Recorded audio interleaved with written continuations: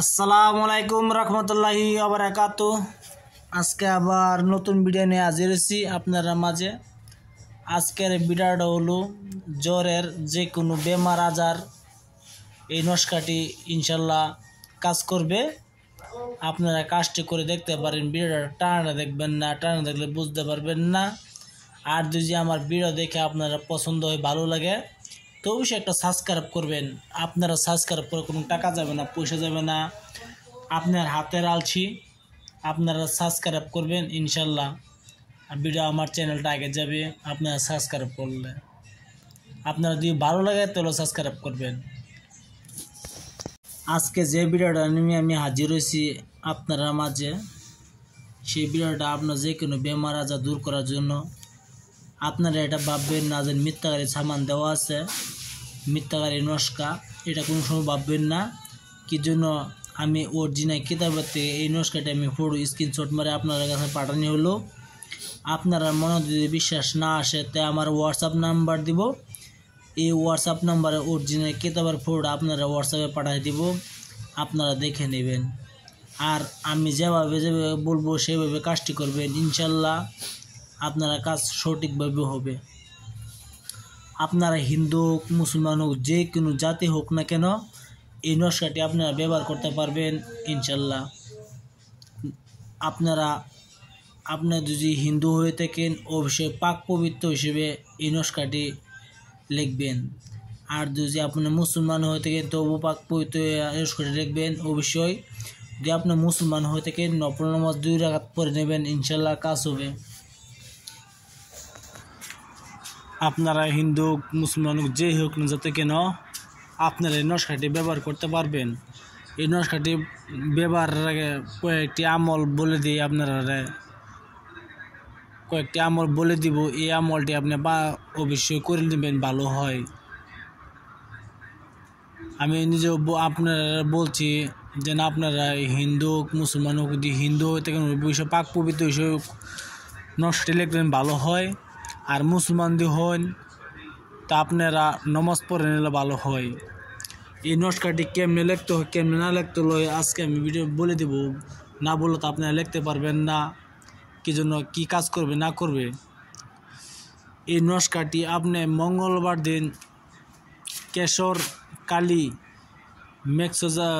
কেশর কালি বসপাতের উপরে ডালিম গাছের ডাল দিয়ে কলম বানাতে হবে। ডালিম গাছের ডাল দিয়ে কলম বানানোর পরে এই নস্কাটি আপনি মঙ্গলবার দিন ভালো মতনভাবে নস্কাটি লিখবেন, পাক পবিত্র হিসেবে বসিয়া। লেখার পরে এই মঙ্গলবার দিন আপনি এই মাদুলিটি বানাইয়া আপনার গলায় পিনবেন, ইনশাল্লাহ যে কোনো রোগ আপনার আসান হয়ে যাবে। এই নস্কাটি আপনি ব্যবহার করেন। আমি আবার বলছি, আপনারা শুনে নেন।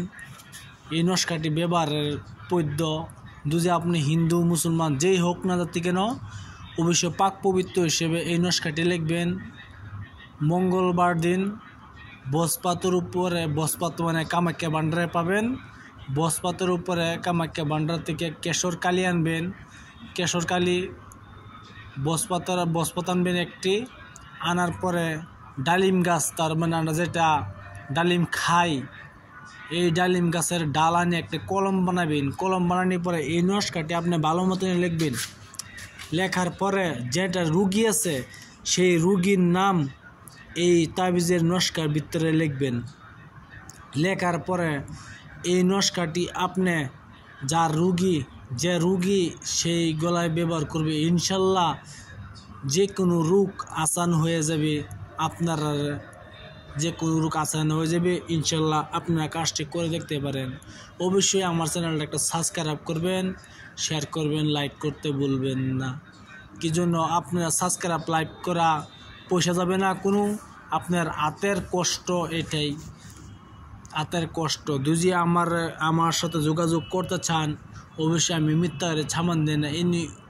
অন্য ইউটিউবারের মতো অন্য ইউটিউবারে লেখে পাঠাই, আমি লেখে পাঠাই না, আমি ডাইরেক্ট ফটো মারে পাঠাই। কিতাবেতে আপনারা যদি চান যদি আমার হোয়াটসঅ্যাপে চাইতে পারেন, আমি দিয়ে দিব আপনারা ইনশাল্লাহ। অরিজিনাল কিতাবেতে আপনার ফটো মারে দিয়ে দেবো। উনি আপনার 2 মাস কি 1 মাসের ভিতরে আপনার চান যদি তা আমি দিতে পারবো।